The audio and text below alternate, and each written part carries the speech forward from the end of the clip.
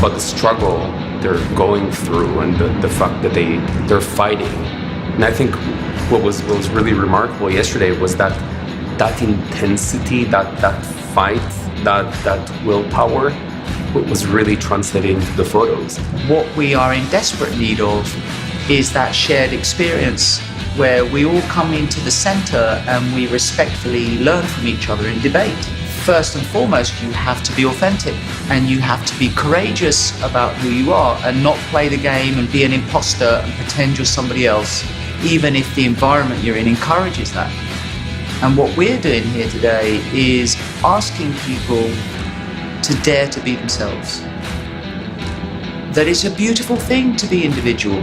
It's a beautiful thing to express your personal feelings. And maybe even in terms of being an entrepreneur, it's a beautiful thing to have a dream, to think differently. And an idea in your head isn't good enough.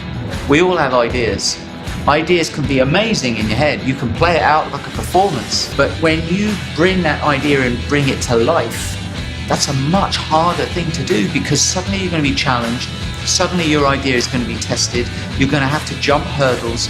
You're going to have to be courageous, face failure, and you're going to have to measure how strong is your will to keep going in the face of adversity and failure.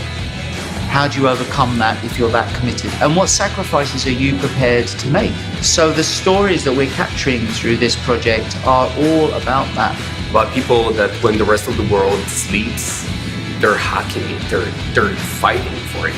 You know, it's a little bit of a dog-eat-dog society, but they're not giving up. And I think that spirit comes up in photos and it makes that so much simpler. It's an opportunity to push yourself way beyond the capacity that you thought you could reach. Now, as long as you push yourself constantly to those limits, and you have to be talented too, and you do have to have a vision, enjoy your individuality, and your ideas could perhaps be the very thing that everyone hopes comes alive.